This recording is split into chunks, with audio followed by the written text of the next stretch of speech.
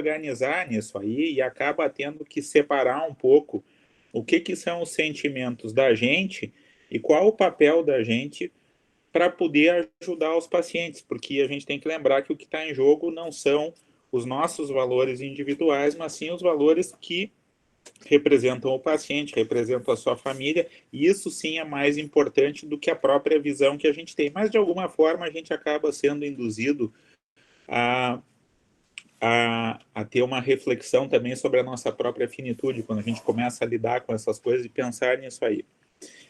Eu sou intensivista, eu estava pensando, meu primeiro plantão na UTI da Santa Casa foi na maternidade, em cima da onde é a maternidade Mário Tota, onde nem existia a UTI central, e isso vai fazer 26 anos, esse ano que eu fiz o meu primeiro plantão dentro de UTI, e onde eu tive as minhas primeiras experiências e encontros assim com uma medicina que é uma medicina limítrofe ali, onde a gente fica lidando muito, muito, muito próximo das questões da morte. Bom, isso aqui vocês já tiveram, né? Esses princípios de benevolência, que é o dever fiduciário de fazer o bem, a não maleficência, primo non nocere, a autonomia, que é o direito de escolha dos pacientes, o direito de acesso à justiça na alocação do recurso, e a dignidade, né? O direito à humanidade. O que vocês vão ver assim, ó, quando vocês forem quando vocês têm a cadeira de bioética aí, na deontologia, isso é tudo muito bonito, né? Pena que o mundo não é perfeito dessa forma, né? E que a gente não consegue, né, fazer isso, mas isso são, na verdade, princípios norteadores da conduta, né, ética médica, que devem pautar a tomada de decisão da gente. Embora nem sempre a gente consiga contemplar esses 5 itens, né, na sua plenitude no exercício da profissão no dia a dia e às vezes com a condição de trabalho que a gente se encontra. E vocês vão ver isso, eu vou mostrar isso para vocês, bem como isso é que eu estou falando é verdade, na apresentação a seguir. Quando a gente para pensar, né, na questão da vida da gente, né, a gente para pensar e a gente diz assim, bom, a gente nasce ali, criancinha e tal, vai para o colégio, estuda, se forma, né, ganha uma grana, né, se casa, começa a gastar dinheiro, perder dinheiro, se separa e perde tudo, provavelmente, se isso acontecer. Mas a ideia é que a gente tenha um ciclo de vida de criança até o envelhecimento, né, e que a gente acabe morrendo velho, né. Então, vamos dizer assim, essa, vamos dizer, é a expectativa antropológica, se tudo correr bem, né, se tudo dando certo, tudo correndo bem, a gente deve envelhecer um dia e acabar morrendo de alguma doença, né? Bom, essas situações aí, né? Então, a primeira coisa, né, é que a gente tem uma expectativa, né? A gente acha que as coisas vão acontecer de um jeito, a gente cria uma série de expectativas, mas nem sempre. Basta vocês andarem por dentro dos hospitais, nem sempre as coisas são assim para muitas pessoas, né? Eu vou contar para vocês, assim, ó, ontem de noite, eu vou pegar uns casos, assim, que são uns casos do dia a dia da realidade. Ontem de noite, eu trabalho em 3 UTIs, para vocês entenderem. Eu faço uma rotina, que é o acompanhamento horizontal dos pacientes nessa UTI onde eu estou agora, todas as tardes, da 1h30 às 19h30, né, onde eu acompanho os pacientes e dito a conduta horizontalmente dos pacientes dessa UTI, que é no Hospital Santa Ana, e eu trabalho como plantonista em mais 2 UTIs, aí na UTI central da Santa Casa, e trabalho também na UTI do Hospital Conceição.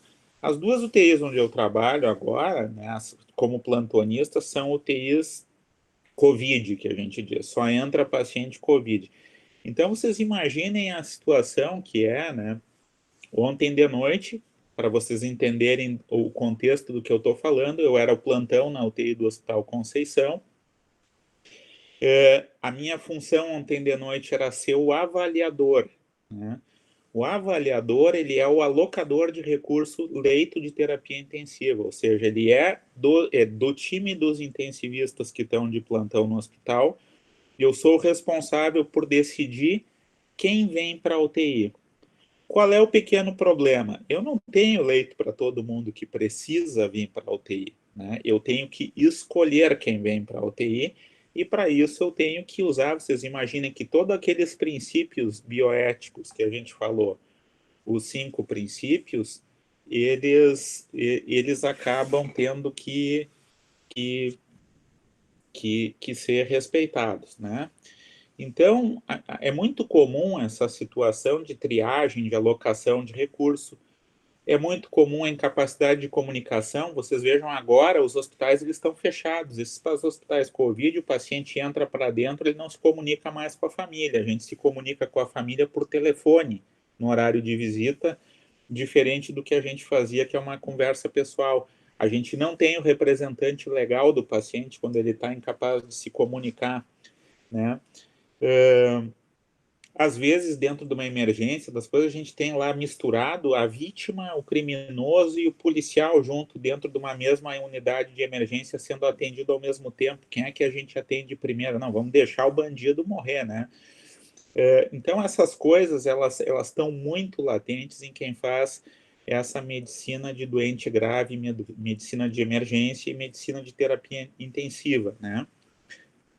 A gente tem as listas de espera da UTI. Ontem, quando eu peguei o meu plantão na UTI, eu recebi o BIP e junto com o BIP eu recebi um papel. Olha, tem 8 pacientes esperando para subir na emergência, tu tem 3 leitos vagos, só que tu tem um hospital de 700 leitos ocupados com vários pacientes COVID. Então a decisão foi, não sobe nenhum dos 8 que está na emergência, porque eu tenho que atender esses caras que estão fora de UTI no andar, caso eles piorem, né? E foi o que aconteceu, tá? A gente tem várias situações, né, onde a gente tem que, então, ordenar essa lista de espera e fazer a gestão de uma lista de espera de uma forma justa e ética, né? A gente tem situações muito comuns de limitação de suporte de vida, quer dizer, decidir até onde a gente vai usar toda a tecnologia existente na medicina, tá?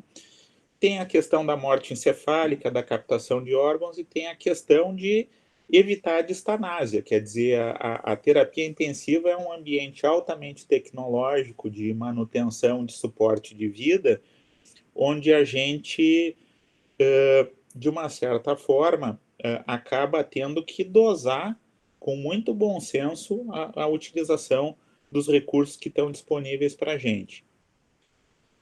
Então, o que acaba acontecendo, né?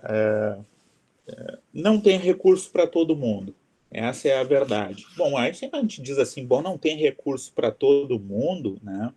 Aquele princípio bioético da justiça, do direito ao acesso, né, de todos, bom, esse direito aí ele acabou de bailar, né, de certa forma. Ele é um direito que a gente tem aí como princípio de bioética, né, o direito ao acesso, mas a gente, infelizmente, não tem para ofertar para todo mundo. Ontem, situação real, tinha 8 pessoas que precisavam UTI, eu não tinha como fazer nenhuma delas da emergência para um dos leitos de UTI. Né? E acabei ocupando os leitos de UTI que eu tinha com pacientes que estavam dentro do hospital de andar. Quer dizer, eu tive que tomar uma decisão, né, que era a decisão onde eu gerasse menos mal. E onde eu gerava menos mal bom, a emergência tem capacidade de entubar paciente, de botar em ventilação, que é o que eu faço na UTI, mas aqueles pacientes que estão no andar, na enfermaria, esses eu não tenho como deixar na enfermaria entubado em ventilação mecânica, diferente de uma emergência. Então, a opção foi a opção, vamos dizer assim, onde eu utilizava de melhor forma o recurso que eu tinha, era não trazer nenhum paciente de emergência e guardar aqueles leitos para os pacientes da UTI que entrariam em deterioração clínica. Só para vocês irem entendendo um pouco a dinâmica do que é a vida da gente no dia a dia, que isso eu acho que é o mais importante dessa aula. Minha aula é uma aula bem do negócio, como a vida é mesmo, tá? Então, o que que a gente faz, né? Como a gente não tem recurso, quando a gente tem escassez de recurso para atender a demanda, toda vez que tem um desequilíbrio entre oferta e demanda, nasce uma economia, nasce um racionamento. A gente tem que racionar o recurso que a gente tem, ou seja, a gente tem que, de uma forma racional, distribuir esse recurso da forma mais justa possível para quem mais vai se beneficiar desse recurso. Na medicina, a gente não usa o termo racionamento e não usa o termo economia, a gente usa vários termos, tipo triagem, que é isso aqui, a sala de triagem. O que a gente faz numa triagem? Escolhe quem vai ser atendido primeiro, em que ordem vai ser atendido e se vai ser atendido naquele local ali ou se deve ir para um outro local. A gente usa sistemas, então, eleitos e aceitos, né, como adequados para fazer o quê? Para fazer o racionamento e para ordenar a alocação de um recurso que é escasso e que não existe para todos. Ou seja, existe a questão da justiça deixou de existir? Não, ela está aqui. Só que ela está tendo que ser aplicada de uma forma realista, né? E de uma forma que seja transparente e justa para todos, para que as pessoas tenham a melhor chance de acesso possível ao sistema, né? Isso não significa que a gente vai conseguir atender todo mundo sempre, mas está lá o princípio bioético como sendo o norte magnético da ética que direciona a agulha das nossas bússolas de conduta ética, justa e adequada no exercício da profissão. Quando a gente atende múltiplas vítimas, vocês olhem esse protocolo aqui, esse é o protocolo, o START, né? Quando a gente tem menos recurso e mais vítimas para atender, a gente tem que escolher quem a gente vai atender primeiro e quem a gente não vai tentar salvar. Então, vocês olhem só que coisa que fora de um cenário de múltiplas vítimas não é aceito, mas num cenário de múltiplas vítimas é o que tem que ser feito. A gente diz assim, ó, se o paciente está caminhando, ele é classificado como verde, ele é um ferido leve nessa catástrofe. Se esse paciente não respira e eu posiciono a via aérea desse paciente e esse paciente não volta a respirar espontaneamente, a gente não vai tentar entubar, a gente declara o paciente morto na cena. Em qualquer outra situação, numa emergência, a gente tentaria entubar, vamos massagear, vamos ressuscitar o paciente. Como tu está lidando com uma situação de múltiplas vítimas, a gente sabe uma estatística cruel. Cada paciente desses que eu posicionando a via aérea, ele não respira, eu for me dedicar para atender, eu vou perder outros 3 pacientes que eu poderia salvar. Então, por utilidade da alocação do recurso, o recurso é deslocado, o senso de justiça diz, olha, abandona esse cara, mesmo que ele tenha 20 anos e ele não respirou, porque tu vai perder 3 pacientes vermelhos ali que eu poderia salvar se eu tivesse alocado o meu recurso no paciente certo. Então, de novo, aqui a gente está fazendo o quê? Racionamento do recurso, um uso racional do que a gente tem disponível, né? Uma das situações, e eu espero que nenhum de vocês tenha perdido algum familiar ou conhecido nessa tragédia da Boate Kiss, por exemplo, né? Eu tive a experiência de ser uma das pessoas que participou ativamente desse atendimento. Eu coordenei, na verdade, o atendimento de paciente crítico na cidade de Santa Maria, eu morava lá. E aqui vocês veem, eu estou com a UTI no dia, esse é o dia da Boate Kiss, e eu tenho só um leito de UTI. Então a gente tem que fazer gestão dos leitos de UTI para atender. A gente entubou 90 pacientes numa manhã aqui, né? Então não tem 90 leitos de UTI disponível para atender pessoas que 90 que chegaram com ventilação mecânica. A gente tem que escolher e distribuir os pacientes, ver o que a gente faz. Tá? Quando a gente usou aqui na Boate Kiss, para vocês entenderem lá na cena, a locação, a gente não tinha paciente verde, a gente só tinha paciente preto, morto, e paciente vermelho que precisava ser entubado. Esses eram os que estavam lá perto da boate. Então, um cenário assim que ninguém deseja para ninguém, mas ou tu tem um esquema prévio, conhecido, montado para aplicar na hora, ou vai dar uma grande confusão ali, né? Como quase deu.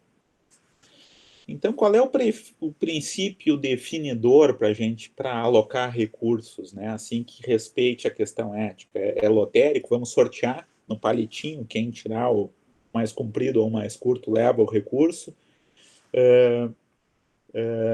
É autocrático? Nós vamos dizer, não, eu decido e ponto final. É por valor pessoal da pessoa? É por democracia? Vamos fazer uma votação, quem é que deve ganhar? É por equanimidade? É o princípio capitalista, quem tem mais grana leva?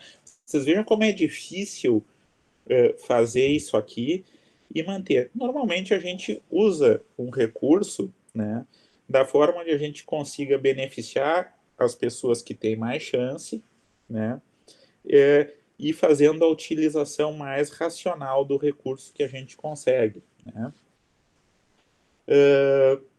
Geralmente, quando a gente faz julgamento, né, de alocação de recursos baseado somente na evidência de segurança e benefício, frequentemente a gente acaba incorporando uma variedade de valores subjetivos e vieses assim que acabam poluindo, né, o cenário de tomada de decisão, né? Então, digamos que às vezes a gente tem lá, vocês imaginem uma situação, eu vou fazer uma situação hipotética aqui, que eu estou atendendo e lá eu tenho 3 pacientes para trazer e daqui a pouco entra um de vocês com um familiar de relação primeiro grau, pai, mãe ou irmão, também precisando do mesmo recurso e vocês são meu colega, né? E eu tenho que decidir qual dos 4 eu trago primeiro. Eu trago uma senhora de idade avançada, cheia de comorbidades que está muito grave. Eu trago um paciente jovem que também tem uma doença muito grave, tipo uma leucemia linfocítica aguda e está fazendo uma neutropenia febril e que está entrando em choque séptico, que precisa da UTI. Ou eu trago um familiar de vocês com uma suspeita de AVC. Vocês vejam que assim é uma decisão que, se a gente for levar para a característica individual, né, a gente começa a incorporar alguns valores que são bem subjetivos. Eu posso dizer assim, mas essa paciente aqui que tem 80 anos, 80 anos já viveu mais que os japoneses. Eu acho que essa não merece vir, porque afinal é uma octogenária, né? Aí eu posso dizer, mas só um pouquinho, mas eu vou trazer esse cara que tem leucemia, porque leucemia responde bem à quimio, e se eu tirar esse cara da sepsis, ele se salva. Mas daí eu posso chegar e dizer, e ter a poluição ao mesmo tempo, dizer assim, mas só um pouquinho, é a mãe de um colega que está com AVC lá embaixo, sobe a mãe do colega, né? Nem penso 2 vezes. Então vocês vejam como no dia a dia, no cotidiano, vocês vão se encontrar com essas situações, tá? E elas são bem reais, né? A gente está toda hora atendendo familiar de vocês e familiar da gente, familiar de médico dentro dos hospitais, e eles concorrem com o público em geral, vamos dizer que eles ganham uma vantagemzinha quase sempre, tá? Estou falando como é as coisas, tá? Eles acabam entrando, né? E existem sistemas de priorização escritos, esse aqui complicado em inglês, é claro que eu não vou ler essa poluição de texto que eu botei aqui, mas só para vocês entenderem, esse é o sistema americano de priorização de leito de UTI, que ele divide em 4 níveis, né? O nível 1, né, são pacientes que estão muito instáveis e que precisam de tratamento imediato e que não tem limite terapêutico estabelecido. Esses caras se beneficiam e já estão recebendo suporte de UTI fora da UTI. Eles são prioridade 1. Mas lá na outra ponta, embaixo, eu tenho prioridade 4A e 4B. O 4A é um paciente que está tão bem que não justifica ele vir para a UTI. E o 4B é um paciente que ele está com uma doença tão avançada, ele está tão moribundo e próximo da morte, que ele também não se beneficia de vir para a UTI. Então, de novo, aqui, o que a gente está fazendo? Usando alguns critérios, né, para o quê? Priorizar, para racionar um recurso que não tem para todo mundo. E aqui é que a gente se encontra com as questões, então, da bioética, principalmente no que diz respeito a questão da justiça de acesso, né, aos recursos, né? Tudo isso, né, Sérgio, lembrando que tudo isso só acontece porque os recursos são finitos. Eles Sim. têm um teto, eles têm um limite. a demanda às vezes supera o recurso. Aliás, uma boa parte das vezes supera o recurso. E aí a gente acaba tendo que tomar essas decisões difíceis aí que o professor Sérgio está mencionando. Vocês vejam assim como isso é aplicado também para tomada de decisão. Vocês vejam nessa pandemia da gente aqui, tem uma grande discussão assim, não, que aqui fechou cedo demais, não fez o número de leitos suficientes que precisava, não se precisou. Quer dizer, é muito difícil isso quando tu está lidando, né, com a escassez de recurso, ela sempre vai te botar um limite do que tu consegue fazer de melhor, né? Quer dizer, bom, conseguimos elevar o número de leitos bastante aqui no Rio Grande do Sul. A gente é um estado, quando a gente olha, a gente é um estado quebrado, mas quando a gente olha na perspectiva da saúde e compara com o resto do Brasil, nós somos um estado dos melhores estruturados do país da gente, né? Tanto que a gente está aqui tomando, desculpa o termo, porrada aqui no Covid e estamos matando no peito. Eu olhei hoje a UTI, lá nós estamos com 373 pacientes confirmados ou suspeitos de Covid e dentro de unidade dedicada a Covid, né? Então a gente tem uma capacidade muito grande de atender. Só em Porto Alegre a gente tem quase 750 leitos de UTI, né? Então esses assuntos todos eles vieram à tona e agora vem, bom, o que que é? Ninguém sabe direito isso aí. Mas eu quero eu quero aproveitar esse nosso encontro, né, para discutir essa questão assim, quando a gente fala da UTI, né, a gente diz assim, porra, morrer na UTI precisa isso, né? Não são questões fáceis de resolver, né, isso. Então vocês imaginem, cedo ou tarde é certo que a gente vai, né? Mas o que que é a morte para a gente, né? O que que ela significa para a gente, né? Qual é o significado que a gente dá para essas coisas? Quais são que valores a gente acessa quando a gente está confrontado pessoalmente ou no ambiente familiar da gente, quando a gente diz, olha, nós vamos enfrentar uma situação de morte de algum ente querido nosso, ou às vezes até a nossa própria morte, quando a gente recebe um diagnóstico ruim, né? Bom, o conceito de morte ele vem mudando na cultura ocidental ao longo do tempo, né? No século II, né, o Galeno ele dizia assim, olha, existia dois tipos de mortes. Existe uma morte por via ascendente, né? Então, primeiro a pessoa perdia o espírito vital, ou seja, a respiração e o pulso ficavam fracos, e com a evolução do tempo desse pulso e respiração fraco, a gente perdia o espírito intelectivo, era uma morte ascendente, né? E existia a morte descendente, que provavelmente eram os acidentes vasculares cerebrais, ou as convulsões, as coisas neurológicas, neurocríticos que eles tinham na época, que primeiro a pessoa perdia a capacidade de interagir com o meio e se comunicar, ou seja, entrava em coma, e progressivamente ela ia evoluindo para um quadro de pulso fraco e respiração fraca para uma parada cardiorrespiratória. Então, isso era lá no século II, né? Foi em 1628, né, que surgiu esse conceito da morte ser atrelada à atividade cardíaca, né? Esse cara, o Harvey, né, ele escreveu esse tratado e onde ele descrevia a fisiologia cardiovascular e colocava o coração, né, como o centro do conceito de estar morto ou estar vivo. E o conceito aqui era baseado, diz, olha, parada irreversível das funções cardíacas e respiratórias, isso é o que define a morte de uma pessoa. Isso nasceu com esse cidadão aí, o William Harvey, né, que era um fisiologista, anatomista, que escreveu, tá ali a capa do tratado dele, né? Então gravem essa data, 1628, esse é o conceito de morte que tem.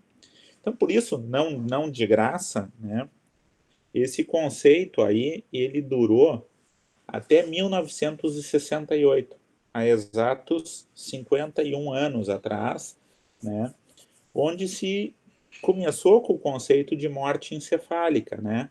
Primeira coisa, eles identificaram os pacientes que ficavam em coma, que eles chamavam coma de passé, que era um coma que os pacientes não se recuperavam mais, e o coma, ele passou aqui, então, a ser o novo critério de morte.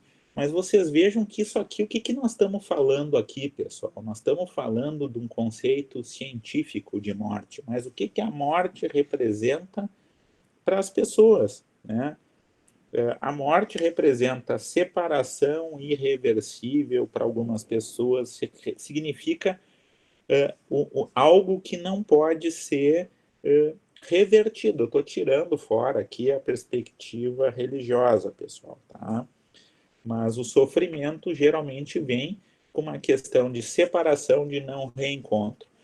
Então, independente do conceito de morte que culturalmente ou cientificamente a gente aplica, né, do ponto de vista da perspectiva bioética, o que a gente não quer é morrer na hora errada, do jeito errado, né, e pelo motivo errado, né? Então, essa morte prematura é a morte que a medicina ela deve focar e buscar evitar e usar as suas ferramentas para focar e evitar, uma vez que ela é inequívoca, né? Agora, aí, bom, que bonito esse slide aqui do Dr. Francisco, né? Mas como é difícil saber qual é que é a hora certa de morrer, né? Isso, bom, depende de pessoa para pessoa. Tem gente que diz eu já devia ter ido, tem gente que está com 107 anos e diz eu quero mais 10, né? Então, como é que a gente sabe isso aí? Já pelo motivo errado é mais fácil, né? A pessoa morrer de um acidente, morrer de uma violência urbana externa, morrer afogado numa babaquice dessas, assim, que acontece na vida. Agora, o momento de morrer, ele é complicado, porque ninguém quer morrer, né? A priori, assim. Mas tem umas pessoas que querem morrer, sim. A gente acha que as pessoas têm isso na cabeça, mas tem muitas pessoas que se dão conta que o fim está se aproximando e que a qualidade de vida está tão ruim que a melhor solução para elas é morrer. O problema é que quase ninguém fala com elas sobre isso, tá? Isso é uma coisa que nós vamos abordar aqui. Quanto cuidado, né, faz sentido para alguém com uma expectativa de vida limitada, principalmente se essa pessoa for idosa, se for velha, né? Cara, cada perguntinha difícil que a gente tem, né? E eu vou ser honesto para vocês, eu não tento responder essa pergunta pelos outros, tá? E esse é o segredo para essas perguntas aqui, é a gente não tentar assumir as rédeas dos valores do outro. A gente não pode ter a arrogância de querer botar o valor na vida de outra pessoa, tá? E decidir pela pessoa esse tipo de coisa. A gente não tem esse direito. E toda vez que a gente fizer isso, né, a gente está esquecendo um pouco de qual é o papel da gente, né, como médico. Tá? Então, isso é muito importante, né? A gente saber se posicionar. Obviamente que cada um de nós, né, tem os seus próprios valores de qual é o sentido que a gente acha que faz para a gente se a gente tiver uma expectativa de vida limitada. Todos nós temos as nossas próprias respostas. Mas quando a gente está cuidando do outro, é a resposta do outro que interessa, e não é o que a gente pensa sobre isso, tá, pessoal? Então gravem bem isso, para não se meter em fria, tá? Então, conflito, né? Quem é que decide, né? Qual é o significado apropriado? É a família que decide, são os médicos, é os amigos do paciente, são os enfermeiros, é o paciente, né? O paciente, ele está ali no centro, não de graça, porque se ele puder resolver essa questão, quem resolve é ele, né? Mas por que então é tão difícil tocar essas coisas quando a gente chega no dia a dia, né? Vocês vejam só a situação. Eu falo para vocês, ontem foi um dia muito triste para mim de plantão, tá?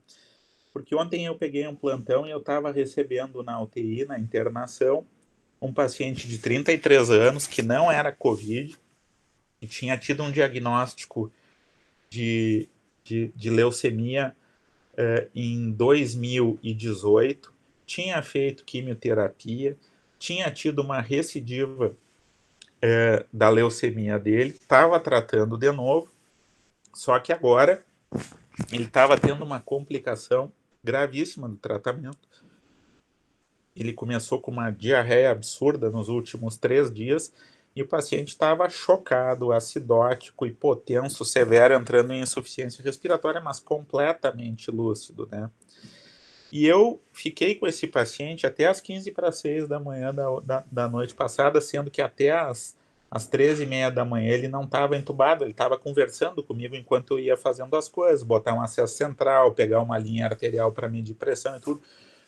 E aí eu comecei a conversar, vocês vejam como a profissão, ela sabe ser cruel e pesada. E ele é um cara, aí começa a conversar, é um cara de 33 anos, jovem, doente, que já está se tratando desde 2018. Então é um cara que já vem sofrido e tem a cabeça muito boa. E é um cara muito legal de conversar, né? Esse cara é engenheiro, né? E eu conversando com ele, ele começa a me contar aquele troço que deixa o problema da gente mais complicado. Ele diz, pois é, eu tenho uma filha de 1 ano e meio, faz 2 semanas que eu não vejo, desde que eu vim para o hospital, né? E a conversa foi indo e ele foi piorando ao longo da noite. Ele me perguntou, tu vai me entubar? Eu disse, sim, eu vou te entubar, vai dar tudo certo. Eu estou perdendo o paciente, tá, pessoal? Eu estou contando para vocês, assim, eu estou vendo o paciente começar o processo de morte dele aqui enquanto eu estou fazendo, tá? Eu fui ressuscitação volêmica, noradrenalina, para melhorar a pressão, tudo e nada, o paciente respondendo, eu acabei entubando o paciente e com o paciente me perguntando e eu dizendo para ele, não, eu vou te sedar, tu vai dormir, vai dar tudo bem, vamos fazer tudo certo. Eu estava mentindo, pessoal, tá? Mentindo uma mentira do bem. Eu vendo o paciente descer a ladeira, assim, muito grave, tentando tranquilizar o meu paciente para contar para ele o que eu ia fazer, que eu ia ter que entubar ele, que eu ia anestesiar ele, tudo, para não angustiar ele com o que estava acontecendo. Bom, esse paciente ele faleceu hoje ao meio-dia, tá? E é um paciente que eu senti muito ter perdido, né? Porque tu perde um paciente que tu diz assim, puta que merda, desculpa os nomes feios, pessoal, né? Assim, que impotência, que droga eu ter tudo e saber fazer tudo e o cara não responder e eu ficar imaginando como é que ia ser, né? E que foi o que eu fiquei pensando, porque a gente se projeta daí no drama da história pessoal, né? De ver a esposa dele recebendo um telefonema, porque está proibido vir ao hospital, né, com uma criança de 1 ano e meio em casa, que agora ela vai ter que criar sozinha, porque o marido acabou de morrer. Então, pessoal, a profissão, ela sabe ser muito difícil. Esse era um paciente que eu não conhecia, eu não tinha planejamento avançado de cuidado para ser implementado. Eu não estava numa situação real ontem de noite que eu pudesse ter uma conversa com ele, dizer, tu tá morrendo, o que tu quer que eu faça? Isso é totalmente inadequado, porque eu estava numa luta ferrenha, usando tudo que eu conseguia tirar da cartola para tentar estabilizar o doente, porque eu não queria efetivamente que ele morresse. Mas a gente vive... Então essa é uma situação. Vocês vejam o polo de ontem. Ontem era assim, o paciente estava em lista de transplante de medula, eu não queria perder o paciente para sepse, né? O paciente estava chocado e eu usei tudo que eu tinha, eu passei a noite do lado do paciente e hoje ao meio-dia o pessoal me avisou, porque eu entreguei o plantão, obviamente, dando 30 recomendações do que tinha que fazer e continuar fazendo para a gente dar a melhor chance para o paciente. Hoje ao meio-dia eles me ligam e me dizem, olha, o paciente morreu, né? Então a gente não tem como a gente não ficar triste, né? E não tem como a gente não pensar que a gente perdeu um cara de 33 anos que é pai de uma criança de 1 ano e meio e tudo. Isso aí, no momento que a gente não sentir mais isso e não tiver essa capacidade de empatia, de se colocar um pouco na posição do outro e entender o sofrimento, não entender o que a gente está lidando, isso é a matéria-prima da profissão da gente, a gente acaba perdendo demais, né? Como médico, a gente deixa de ser um bom médico se a gente não tiver essa capacidade. No entanto, eu estou aqui, hoje é de tarde, eu fui para casa, descansei de manhã, e eu vim de tarde trabalhar na UTI de novo, e agora vou de novo para outra UTI trabalhar aí na Santa Casa daqui a pouco. Então... Para vocês verem, né, Sérgio, como a ética é uma coisa relativa. A gente diz isso na aula, às vezes, que ética não tem certo e não tem errado. Tem o bom senso e tem o momento. Então, aquela coisa do não maleficência. Cara, falar a verdade naquele momento ali para esse paciente podia fazer o mal para ele, né? E quando a gente imaginar que um médico omitir ou dar uma maquiada na notícia, poderia até fazer o bem, por uma questão até de piedade, né? De humanidade, piedade, né? Humanidade, O que a gente, é muito vocês têm que gravar uma coisa assim, ó, que a gente, que isso sim é ético e é muito médico, tá? A gente não deve jamais, né, tirar a esperança das pessoas, nem que a esperança seja a esperança de uma morte digna. Eu não estou dizendo para vocês que a gente tem que dar falsas esperanças para as pessoas, mas a gente tem que dar a esperança do não sofrimento, a gente tem que dar a esperança da não desassistência, a gente tem que dar a esperança do que dizer assim, eu tô aqui para te ajudar, para fazer tudo por ti, né? Seja que às vezes o fazer tudo por ti signifique fazer menos, né? Mas eu não faço menos e abandono, eu faço menos e estou contigo aqui, né? Então essas coisas, né, é que tornam a medicina, né, uma profissão tão difícil e ao mesmo tempo tão bonita, né? A essência da medicina é o outro, né? A gente faz medicina para o outro. Eu assisti esse tempo uma palestra que tem um colega nosso aqui que fala muito sobre isso, que é um neurologista que você deve conhecer, o Palmini, o André, que é um amigo pessoal. E o André, ele tem uma palestra que ele fala muito sobre medicina, espiritualidade, neurociência, espiritualidade. É um cientista, né, que estuda muito isso. E a pergunta que ele fazia assim, ó, o que que a gente tem na cabeça, né, que a gente escolhe uma profissão dessas, né? E a gente entra dentro lá do lugar onde eu trabalho, tem 75 leitos de UTI. São 75 tragédias acontecendo ali, né? Como é que a gente escolhe uma profissão dessas e consegue, no meio de tanta dor, encontrar a felicidade pessoal do fazer, né? E a resposta para isso é que fazer o bem faz bem para a gente. A gente libera a dopamina, neurotransmissores lá no sistema límbico da gente, que a generosidade, o fazer o bem, esse altruísmo pelas outras pessoas, eles liberam uma série de neurotransmissores que são viciantes para a gente que faz isso, né? E isso dá um retorno para a gente que a gente se sente bem fazendo aquilo, mesmo nós estando dentro do lugar mais inóspito do momento da face da Terra, mais insalubre de todos, né? Então, isso é muito legal e a gente não deve perder essas coisas de vista, né, para a gente. Então, essa questão da esperança para o paciente, né, mesmo quando a gente tem uma conversa difícil, a gente pode dar esperança que o paciente não vai sofrer, a gente pode dar garantias disso para ele, porque a gente tem meios para evitar isso hoje, né, que a pessoa sofra desnecessariamente, né? Então, mas vocês vejam que no centro de tudo isso está uma habilidade, né, que se chama comunicação. Tá? A gente tem que saber se comunicar e saber conversar com as pessoas. Né? E para que a gente consiga fazer isso de uma forma serena e construtiva e que ajude o paciente, a gente tem que estar seguro do que a gente está fazendo, de como a gente está fazendo, e ao mesmo tempo tem que ter muita sensibilidade do momento, que isso que o Igor falou assim, pô, as conversas elas têm um timing certo para a gente ter com as pessoas, né?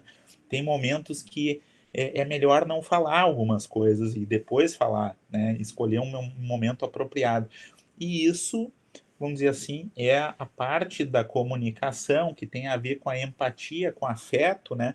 E a empatia aqui é muito importante. Pô, se a gente tivesse naquela situação ali, será que a gente ia gostar, querer ouvir determinadas coisas ou ser abordado de determinada forma, né? Que às vezes no fazer a gente se perde um pouco e a gente erra a mão. E eu vou contar para vocês as bolas fora a gente tem que contar também, tá, pessoal? Nesse período de Covid, né, tem uma coisa das mais terríveis que é quando um paciente Covid morre dentro de uma UTI Covid. Né? A família, né, ela não pode fazer o velório, ela não pode estar lá junto com o paciente. E lá num dos hospitais que eu trabalho, a família ela é chamada né, para ser comunicada do óbito e para fazer um reconhecimento do corpo pelo vidro, pelo box da UTI. Então entra um familiar lá, se farda todo, com aqueles aventais, máscara e toda aquela coisa, e ele vai lá olhar e dizer, sim, esse aqui. Vocês imaginem que momento terrível isso tem acontecido de forma muito frequente, né? Só que quem avisa o hospital, né, quem avisa do falecimento do paciente é uma outra pessoa que não a gente que está trabalhando lá dentro. Isso é para ser assim. Até que um dia dá errado, né? E vocês vejam que às vezes a gente quer fazer o troço certo, né? E eu tô dentro da UTI lá, todo piochado, trabalhando, morreu um paciente, eu acionei o processo todo de comunicação da família como está previsto. Eu estou assumindo que a familiar que está entrando para visitar foi comunicada do óbito. Só que quando me avisam, a familiar está entrando, eu me dirijo para a familiar e olho para ela e qual é a primeira coisa que eu digo? Meus sentimentos. Probleminha. O paciente não tinha sido comunicado do falecimento. Puta merda, cara. Aí começa aquela gritaria dentro da UTI, a mulher se joga no chão, não era para entrar dentro de um box, ela invade o box, né? Se contamina toda, né? E aí aquele caos, e eu não tenho mais como remendar esse erro de comunicação, né? Então vocês vejam como a comunicação ela é um ponto central no fazer, tá, pessoal? Quem é que decide essas questões de final da vida, né? Quem decide, via de regra, é o próprio paciente, né? Por princípio bioético da autonomia, é o paciente que vai acabar decidindo isso aí, tá? Quem é que, então, toma as decisões, né? O paciente. Mas o paciente, será que o paciente ele tem capacidade para decidir? Ele está com cabeça para decidir, né? Então, tem algumas coisas aqui, quer dizer, a responsabilidade pelas decisões técnicas, né? Ela é técnica, né? Mas como é que a gente lida com isso? A gente chama de princípio de autonomia balanceada, né? O médico ele tem dever ético de se posicionar para a família e dizer o que ele acha mais adequado ser feito naquele contexto. E o balanceado está em permitir que as pessoas que recebem essa informação conversem e façam perguntas sobre o que está sendo dito e que pesem esse plano terapêutico se isso vai de encontro aos seus valores individuais, tá? Se vai de encontro aos seus valores éticos, religiosos, filosóficos, seja lá quais os valores que a pessoa está acessando naquela hora. Lembrem de novo, não é o que eu acho que importa, mas eu não devo me omitir de dizer o que é mais adequado ser feito à luz do conhecimento científico do momento, né? E a pergunta que tem é, bom, a responsabilidade pela decisão, a gente quer essa responsabilidade ou não quer? A pessoa entende qual é a repercussão daquela tomada de decisão, né?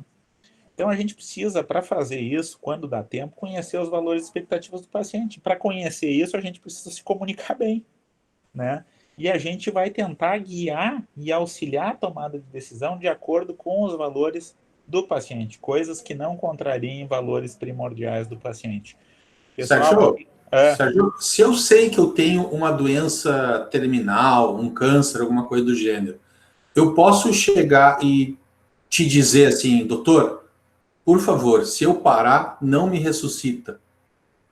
Como é que a gente faz isso do ponto de vista bacana, assim? Isso aqui, se existe um regramento, uma ordenação jurídica no país da gente para isso. Isso se chama diretiva antecipada de cuidados, tá? Então, um paciente que ele está lúcido, né? Ele pode se expressar para a gente e dizer, olha, eu desejo isso, isso, isso, isso, e eu não desejo, eu não permitirei, eu não quero ser entubado, eu não quero ser submetido a química, eu não quero ir para a UTI, eu não quero ser reanimado caso eu tenha uma parada cardíaca. Isso é uma diretiva antecipada de cuidado que o paciente dá para o médico, tá? Basta que o médico registre isso em prontuário, ele não precisa fazer cartório, ritual, embora se recomende que tenha mais de uma pessoa junto quando se faz esse registro e se conversa sobre isso, para ter mais força de registro, mas não precisa, na verdade, pelo regramento não precisa. Basicamente, diga, o paciente conversado, explique a conversa que foi tida, o contexto da conversa, e dizer, o paciente deu uma diretiva antecipada de cuidados, ele não quer isso, o paciente botou os limites, ele tem todo o direito de fazer isso, tá? Isso é legal. E isso é, hierarquicamente, superior à vontade posterior da família caso o paciente perca a capacidade de se comunicar, que invariavelmente vai acontecer numa situação dessas. Daqui a pouco o paciente não se comunica mais e a família diz, eu quero que reanime. Vai ficar querendo, porque o paciente determinou que não queria antes, quando estava com capacidade de responder e decidir sobre isso, né? O paciente já decidiu antecipadamente isso. A gente sabe, por exemplo, que os testemunhas de Jeová, né, eles carregam com eles uma diretiva antecipada de cuidado aí, de não transfusão, de não transfusão de sangue e tal, por isso que eu fiz esse questionamento, né? Mesmo a família querendo a transfusão, se o cara decidiu antes que ele não queria, ele não vai levar. Tem uma musiquinha tocando um telefone numa mala aqui de uma outra pessoa aqui no quarto onde eu tô, tá? Dá o link para ele, dá o link para ele. Tá?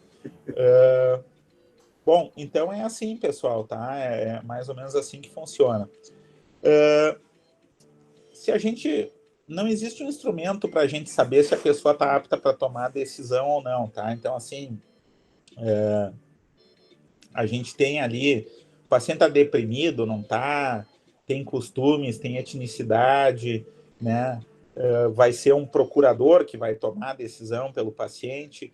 Então, isso aí a gente não sabe, né? A gente tem que cuidar que as pessoas elas têm alguns mecanismos, né? Aí adaptativos a todas essas consequências quando o paciente é diagnosticado com uma doença terminal, né? Isso muda, o paciente começa a ter sintomas, isso muda habilidades físicas e mentais, muda o papel pessoal e social da pessoa, tem mudança na aparência física, né? E o paciente ele acaba dando um significado a isso e ele acaba assumindo alguns estilos de ajustamento. Ele pode ter um estilo de ajustamento assim mais lutador, que é eu posso ter controle, ele desafia a doença e eu quero ir para cima com tudo e lutar. O paciente pode ter um estilo que a cognição dele está dizendo assim, eu não sei se eu tenho alguma coisa para fazer, e ele vai ter muita ansiedade e preocupação, né? E o paciente pode ter dar um significado para essa situação de perda ou derrota, que ninguém tem mais controle, que está na mão de Deus e dos médicos, e o paciente começa a ser fatalista, a ter um sentimento de desamparo, de desesperança. Então, tudo isso a gente, mais ou menos aqui está muito didaticamente definido, com variantes, claro, mas isso é o que acontece. E essa trilha sonora está me matando. Não te preocupa que está até bonitinho. Tem essa questão dos estilos ali, das personalidades, a gente não pode esquecer que tem esse mesmo estilo em pelo menos 3 personagens, né? O paciente, o médico e o familiar. Então imagine a complexidade que é uma tomada de decisão quando o familiar tem um espírito lutador e o paciente é fatalista, por exemplo. O Gabriel aqui está perguntando, Sérgio, se no caso da família acionar a justiça, por exemplo, alegando que o paciente não seria capaz de decidir por si só. Naquela tomada de decisão. Ele decidiu por si só, a gente registrou no prontuário, e aí o familiar processa a gente porque a gente não ressuscitou. Vai dar trabalho, mas normalmente, se a gente registrou com a nomenclatura certinha, que era uma diretiva antecipada de cuidados, e a gente fez um registro adequado e um prontuário adequado, a gente não vai ter problema com isso, tá? A gente vai ter que responder a isso, né? O pessoal tem muito medo de responder na justiça, né, Sérgio? Mas a gente diz que em algum momento na vida profissional a gente vai ser processado. Eu acho que assim, ó, ser chamado a prestar conta do trabalho da gente faz parte, tá?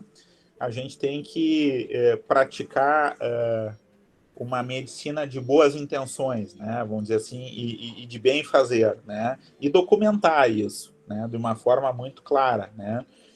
No momento que a gente registra no prontuário, que a gente teve uma conversa com essa profundidade, com o paciente discutindo questões que dizem respeito à existência da pessoa, qualquer pessoa que for pegar isso para ler vai dizer, olha, existe qualquer coisa aqui, menos uma relação superficial e de não cuidado com a pessoa, né? Porque isso não é uma conversa leviana, é uma conversa que a maioria das pessoas foge de ter. E uma pessoa que quer ajudar a outra quando está muito doente, sofrendo, que tem coragem de conversar dessas coisas, ela vai passar por um terceiro que lê e diz, pô, os caras estavam preocupados em oferecer o melhor e permitir que o paciente decidisse, né? E isso aí é superior a quase tudo. A família tem a questão da negação, da perda, da não aceitação da morte, que ela vai trabalhar isso aí da forma dela. Ela pode eventualmente trabalhar, a forma de trabalhar pode ser judicializar contra quem deu assistência. Isso não é raro, muito pelo contrário, é muito comum até, né? Então, a gente não tem medo, a gente tem que praticar a profissão da gente. Se a gente teve o norte da bússola certo, com os princípios de bioética, e a gente respeitou tudo, a gente não vai se enrolar por uma questão dessa. Eu vou dizer para vocês, em 26 anos, com esse tipo de coisa, e eu já tomei decisão, eu tomo isso toda semana, eu nunca fui chamado a responder por esse tipo de coisa dessa forma que tem. Eu faço isso há 26 anos, né? E, muito antes até de ter o regramento jurídico explícito de como fazer, tá?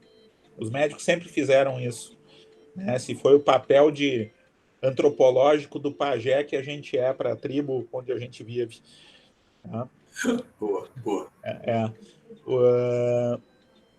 Bom, os elementos de competência para a tomada de decisão, a pessoa tem que entender as informações relevantes, ela tem que ter memória e processamento mental para isso, ela tem que acessar e reter informações, né? Ela tem que manipular a informação e conseguir antecipar as consequências do que vai ser feito e formular e comunicar suas escolhas, né? Acho que é a trilha sonora tua? Tá? Tá na passagem de plantão aqui, viu, Igor? Eu tinha uma trilha sonora tocando. Meus colegas estão chegando aqui para me substituir. Tá bonitinho de fundo, gostei. E uma das coisas que é de elemento crítico da competência para decidir, né, é a estabilidade e não ambivalência das decisões, né? Então, isso vamos dizer assim, então, memória, processamento mental, manipulação da informação, antecipação e consequência e escolhas estáveis são elementos de competência para decidir, tá? Muitas vezes a gente tem o paciente é incapaz de decidir, ele escolhe um representante legal, ele pode escolher, né? Mas nem sempre o representante, seja ele legal ou que a pessoa delega ali, olha, tu fala com fulano de tal, ele vai decidir convergente com os que são os valores do paciente. A convergência é mais ou menos aí de 68%, em torno de 70% das vezes, o paciente, a pessoa que tu deixou como teu representante legal decide convergente com o que seriam os teus valores e as tuas decisões, né? Isso já foi estudado e testado, tá?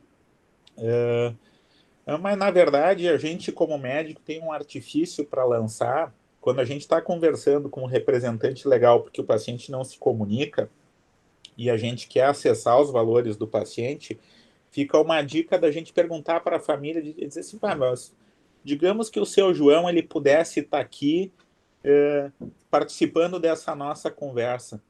Qual que vocês acham que seria a opinião dele sobre isso, né?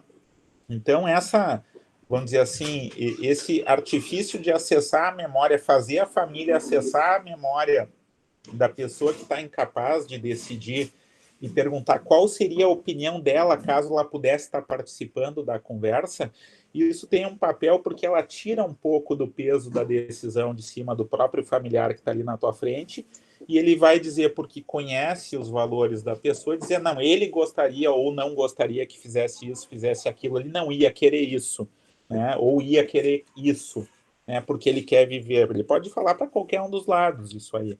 Então, essa é uma boa coisa de fazer, porque isso, de certa forma, né, traz o paciente, mesmo que incapaz de se comunicar, para a reunião de família, né, através dos seus valores percebidos pelo familiar. Bom, se tiver um distúrbio de percepção dos valores, aí faz parte, né? Mas, assim, é muito melhor fazer isso do que não fazer isso, do que não ter nada e lidar só com os valores do proxy que está parado na tua frente para se comunicar, né?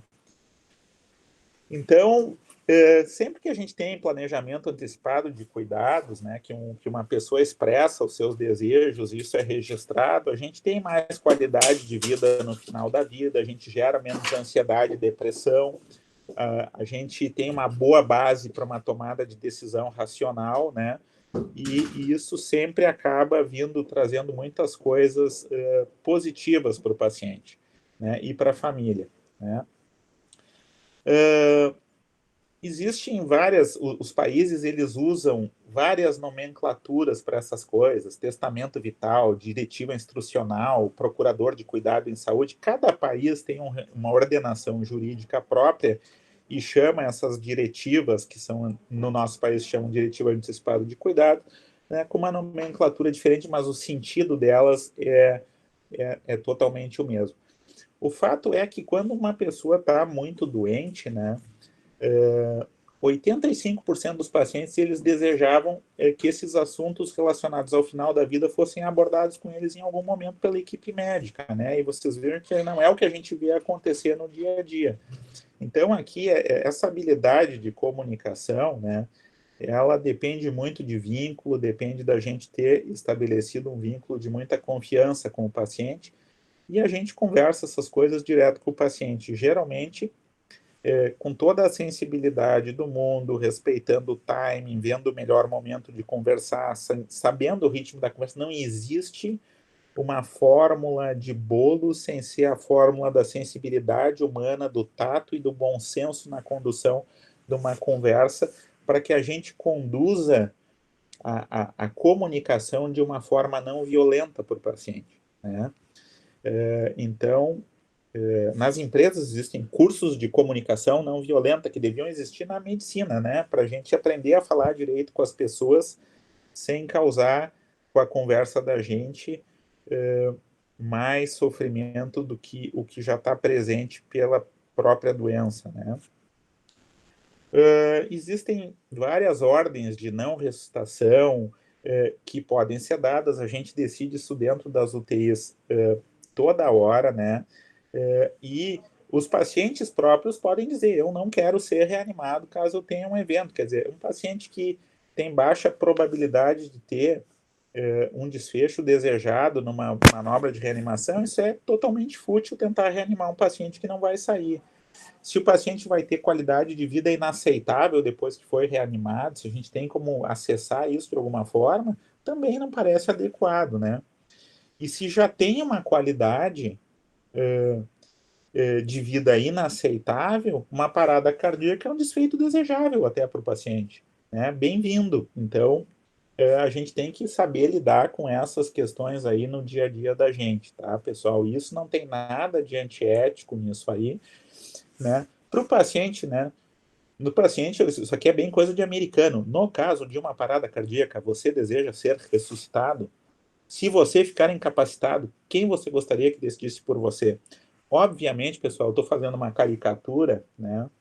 Mas a gente não conversa com uma pessoa assim, do jeito que eu estou fazendo. Pega um questionário, um checklist da existência e vai lá e aplica e acha que conversou com uma pessoa. Tu não conversou com uma pessoa, tu maltratou uma pessoa para burro se tu fizer isso aí, né? Então tem o jeito, tem o timing, tem a gente sabe quando a gente vai falar um assunto delicado se fala com delicadeza, com gentileza, com cuidado, né? A gente escolhe as palavras, escolhe a melhor hora para falar, né? Tem toda uma questão. A gente não é um povo pragmático anglo-saxão e nem germânico, embora alguns sejam, né? Mas a gente é um germânico latinizado, ou seja, com telenovela, escândalo, choradeira, lágrimas e se jogar no chão, né?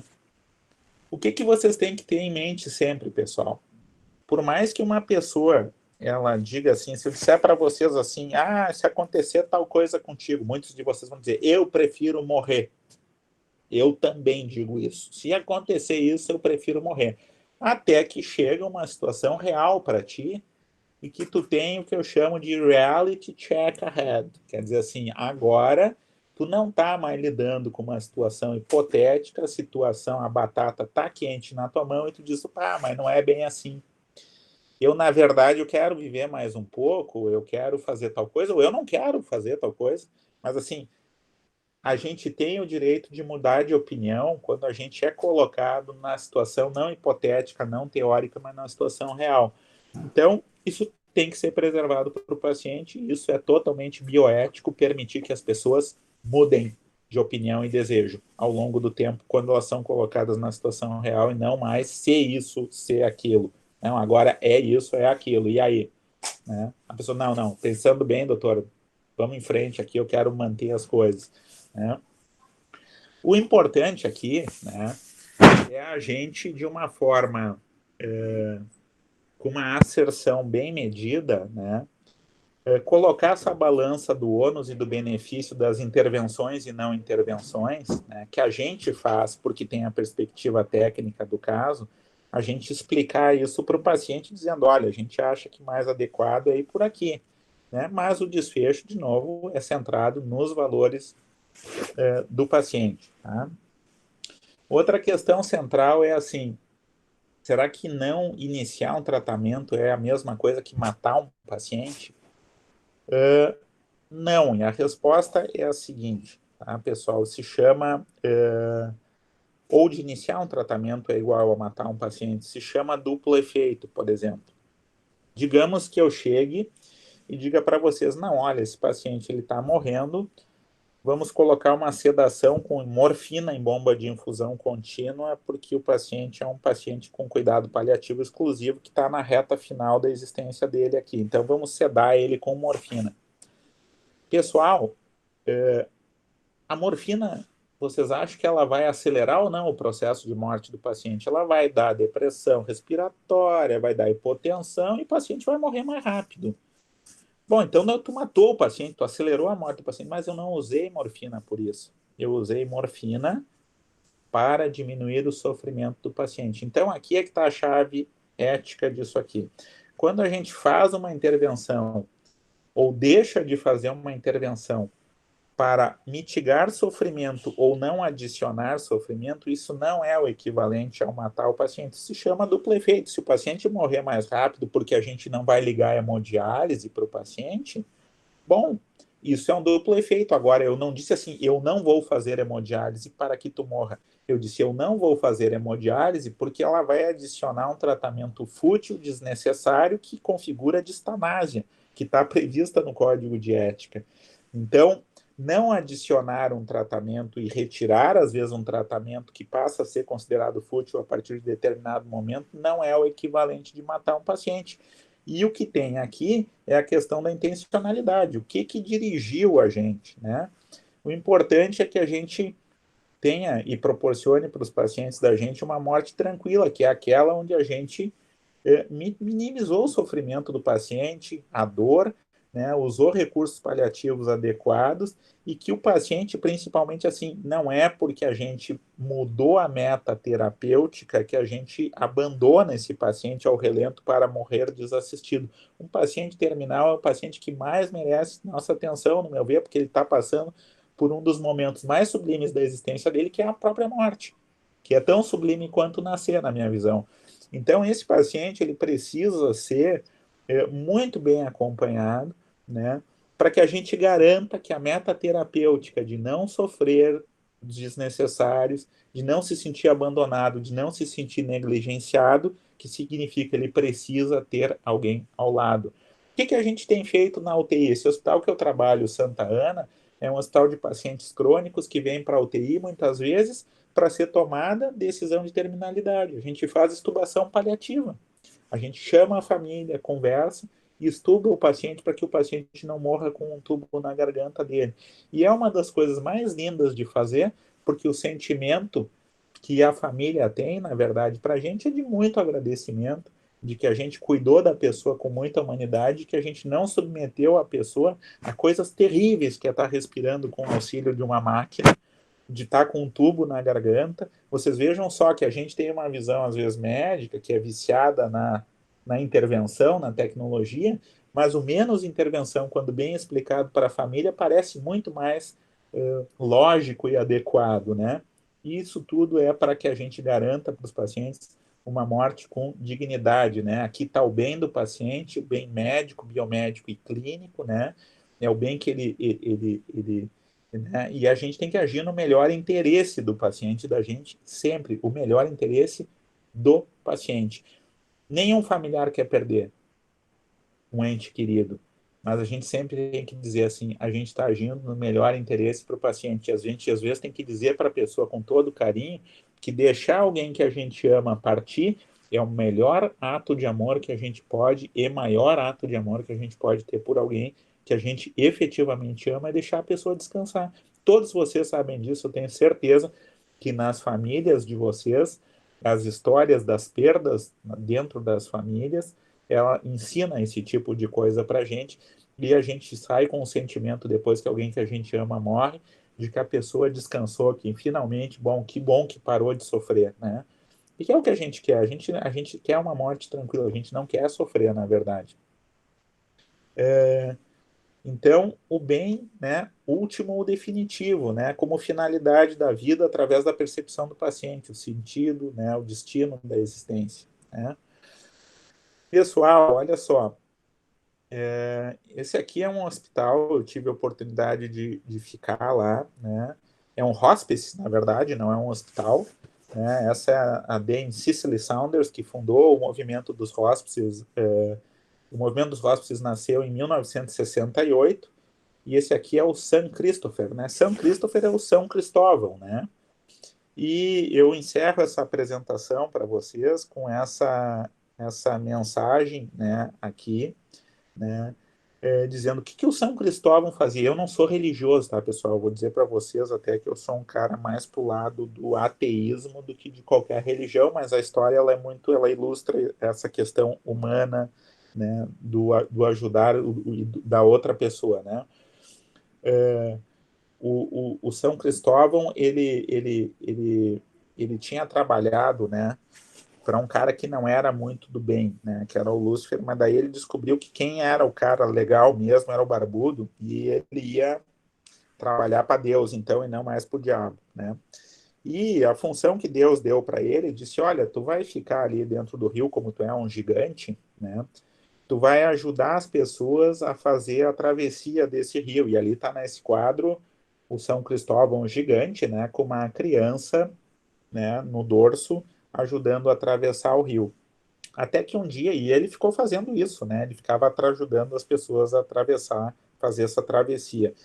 Até que um dia ele botou nos ombros uma criança e à medida que ele atravessava, cada vez mais pesado, quase insuportável o peso de uma criança muito pequena, né? E ele conseguiu entregar a criança do outro lado. E aí quando ele perguntou, mas quem tu és e tal, e a criança disse: eu sou o filho do teu Senhor, ou seja, Cristo, né? Ajudou a travessia de Cristo. Então, o San Christopher, o Hospice, ele foi inspirado, ele tem esse nome de San Christopher, porque é um lugar para ajudar as pessoas a fazerem a passagem da vida para a morte, né? Basicamente, sobre isso. E eles usam um conceito, né, que se chama conceito de dor total, tá? O que significa essa parábola do São Christopher, né? A bondade do São Cristóvão, a afetividade em querer ajudar as pessoas na fase difícil da vida, que é a travessia do rio, o enfrentamento de uma doença incurável e da morte que está vindo. O outro lado do rio é a morte, né? E a espiritualidade nessa crença, nessa história do São Christopher, é a presença de Cristo ou de alguma crença religiosa ou fé em algo que transcende, né? Então aqui a gente vai entender a espiritualidade não como religião, né?